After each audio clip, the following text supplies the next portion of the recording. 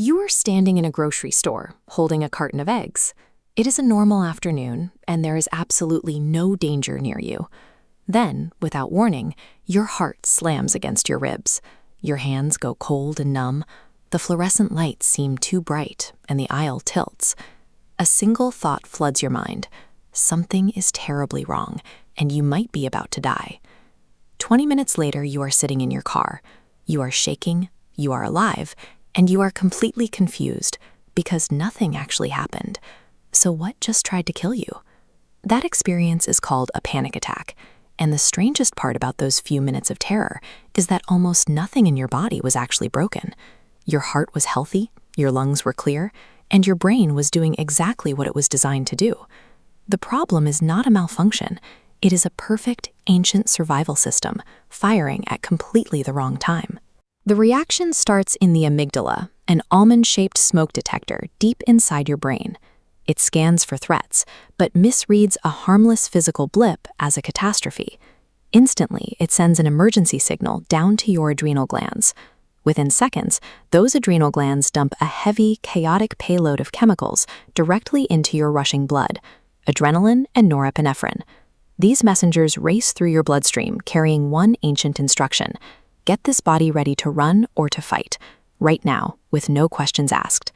Every terrifying symptom you feel next is your body obediently following that order. If you were actually sprinting away from a predator, your muscles would need oxygen and fuel instantly. The only way to deliver that is to pump blood harder and quicker, so your heart naturally pounds. But because you are standing still by the eggs, your fearful mind assumes your chest is hammering for no reason. It assumes you are having a heart attack, when in reality, you just have a very healthy heart doing exactly what it was told. Look at the rest of your body. The exact same logic holds. You break out in a cold sweat to cool down before overheating. Your hands tremble because your muscles are loaded with fuel and primed to move. You feel nauseous because digestion is a luxury. Your body shuts down when survival is on the line. To understand your terrifying breathing, look at this graph of carbon dioxide in your blood. Rising levels normally warn of suffocation, but in a panic attack, this internal monitor misfires, triggering a false suffocation alarm even when air is plentiful. You feel an overwhelming urge to gasp. You feel like you are choking, even though your lungs are completely clear. So in a desperate attempt to fix the feeling, you do the most natural thing possible. You breathe harder, faster, and gulp down air. Breathing fast does not flood you with oxygen. Instead, you blow off too much carbon dioxide. Your body needs that waste gas to keep your blood balanced. Hyperventilating pushes your carbon dioxide too low, and that chemical balance violently shifts. The terrifying sensation of choking is entirely a cruel trick. It is a broken internal gauge misreading your chemistry, not a lack of oxygen. That sudden drop in carbon dioxide explains the strangest and scariest symptoms of all. Your fingers and lips start to tingle and go numb. The room begins to spin, and you feel lightheaded, like you might faint. Worst of all, the world starts to feel unreal. It looks like you are watching your own life through a pane of glass. Doctors call this derealization. It is simply your brain reacting to the chemical shift caused by overbreathing, but to the person experiencing it, it feels exactly like losing your mind.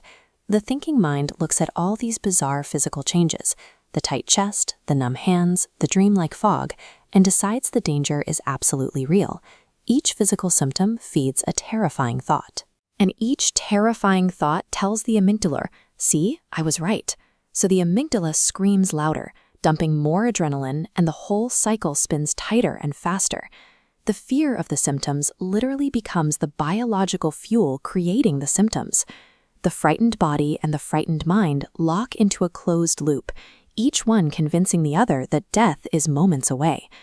This chart maps the chemical intensity of a panic attack over time, and it reveals a critical biological limit. Adrenaline is incredibly powerful, but your body burns through it fast. The system simply cannot keep producing it at a high rate forever. It hits an absolute peak within about 10 minutes, and then the wave inevitably begins to fall. It is physically impossible for a panic attack to keep escalating forever. The alarm is unbearably loud, but there is no recorded case of someone dying from the panic itself. It does, however, leave a mark. While adrenaline burns off quickly, A slower-acting stress hormone called cortisol stays in your system on a longer clock. That is why an attack leaves you feeling shaky, drained, and wrung out for hours.